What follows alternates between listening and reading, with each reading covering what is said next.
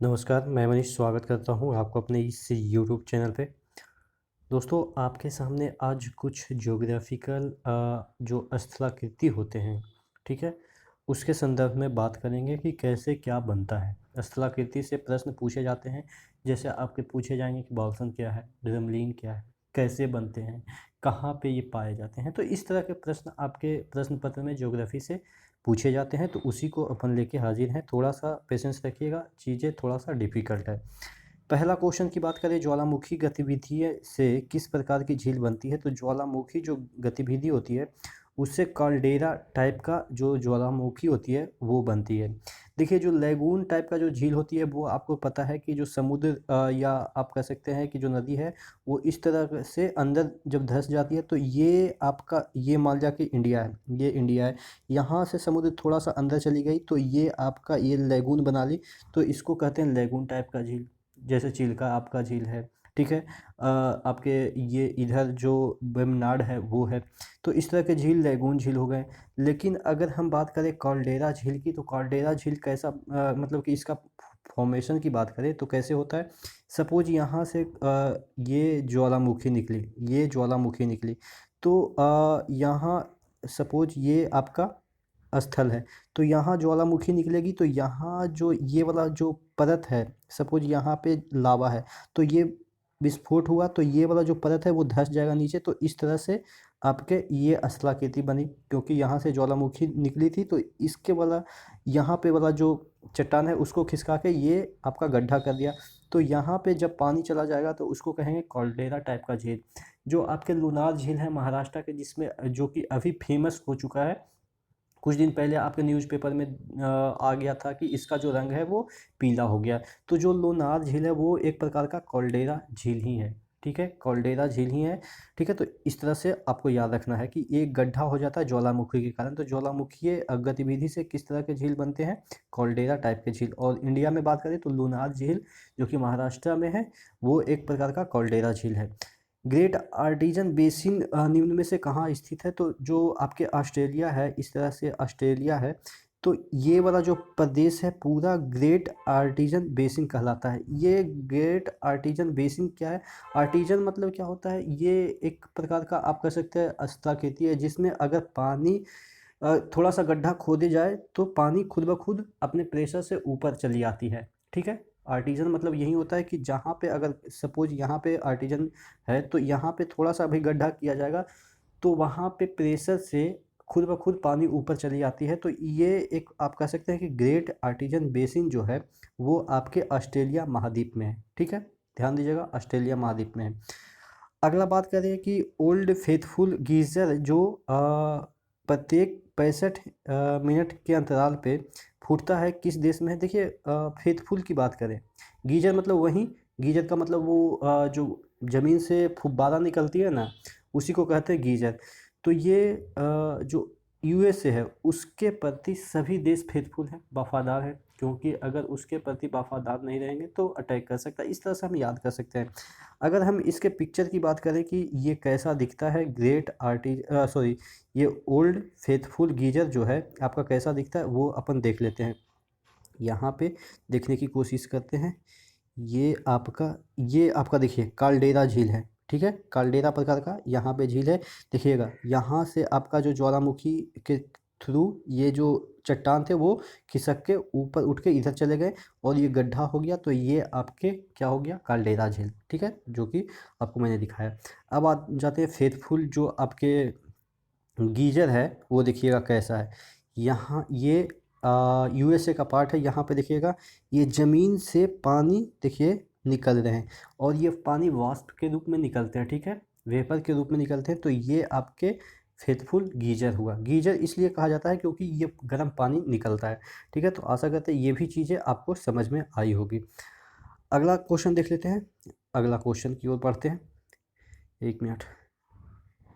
अ, अगला क्वेश्चन है, गीज़र किस द्वीप का महान गीज़र है? सॉरी, गेसिर, गेसिर। देखिए, गीज़र जो शब्द है वो गी गेसिर द्वीप से ही निकला है।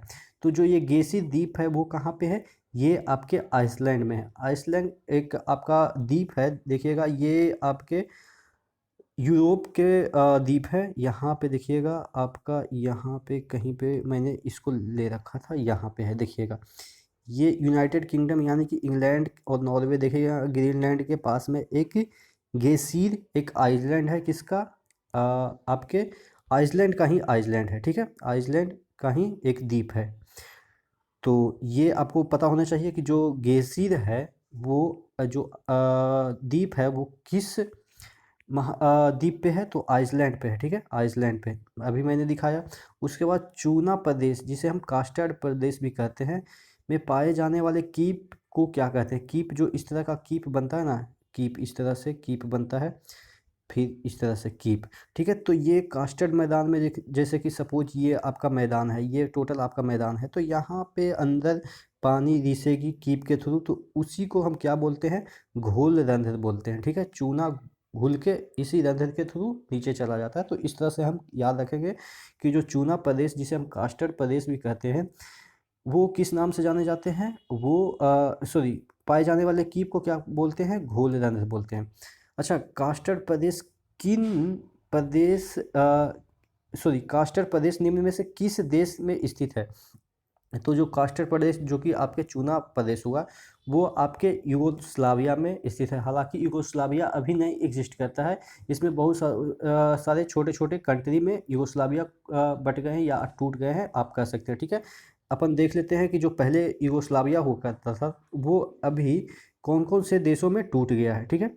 यहाँ पे आपको मैं यहाँ पे दिखाऊं तो ये आपका दिखिएगा, ये पहले यूगोस्लाविया एक देश हुआ करता था, जो कि आपके वर्ल्ड वार के बाद टूट गया था, ठीक है। यहाँ पे देखिएगा, ये आपका स्लोवेनिया है, फिर क्रोएशिया है, फिर बोस्निया है, उसके बाद सर्बिया है, फिर मोंटीनेग्रो है। ये आपको यहाँ पे दिख जाएगा, वो दीना, ये आपके ये सभी जो देश मिलके, ये सभी एक ही देश हुआ करते थे। ये मैसेडोनिया वगैरह सब एक ही देश हुआ करते थे, जिसको हम यूगोस्लाविया बोलते हैं। देखिए इटली के पास में ही है, ठीक है, एड्रियाटिक सी, और आप कह सकते हैं एड्रियाटिक सी के पूरब में जितने भी ये सभी कंट्री है, वो पहले यूगोस्लाविया हुआ करते थे। और ये कास्टर्ड मैदान थे, यहाँ पे कास्टर्ड यानी कि चूने का मैदान था, ठीक है, चूने का मैदान था। तो आपसे पूछा जाएगा कि जो कास्टर्ड मैदान है वो कौन से प्रदेश में है, या किस प्रदेश को कास्टर्ड मैदान कहते हैं, तो आप बोलेंगे यूगोस्लाविया। अगर नहीं दिया रहेगा तो उस कंट्री के नाम वहाँ पे जो है वो आप टिक करेंगे, ठीक है। क्रोएशिया, अभी मैंने बताया बहुत सारे ऐसे देश हैं, मेसिडोनिया है, ठीक है। तो ये आपका हो गया। अगला देख लेते हैं, ड्रेमलिन क्या है। देखिए ड्रेमलिन कैसे बनता है, जैसे कि एक थोड़ा सा छोटा सा एक यहाँ पे पत्थर है, और यहाँ से ग्लेशियर मतलब कि आगे फ्लो करती है, तो इस तरह से यहाँ तो डायरेक्ट नहीं गिरेगी, तो इस तरह से आकृति बनाएगी, ठीक है। तो ये जो अंडाकार आकृति बनती है, उसी को कहते हैं ड्रेमलिन। तो ड्रेमलिन का फॉर्मेशन ग्लेशियर से होता है, ठीक है। पूछा जाता है कि ड्रेमलिन का फॉर्मेशन, जो ड्रेमलिन स्थलाकृति है उसका फॉर्मेशन कैसे होता है, तो ये आपके हिम के थ्रू होता है, यानी कि बर्फ के थ्रू होता है। और इसका आकार पूछे तो ये अंडाकार होता है, जो कि आप पिक्चर में देख सकते हैं। पिक्चर में अगर देखने की कोशिश करें कि ड्रेमलिन का जो आकार है वो कैसे होता है, देखिएगा यहाँ पे देखिएगा, ये डायरेक्शन ग्लेशियर का जो फ्लो है वो देखिएगा इधर हो रहा है। उसके बाद ये छोटा सा ये एक टीला है, उसके बाद ये देखिएगा, अगर स्थलाकृति की बात करें तो ये अंडाकार बन जाता है, ठीक है।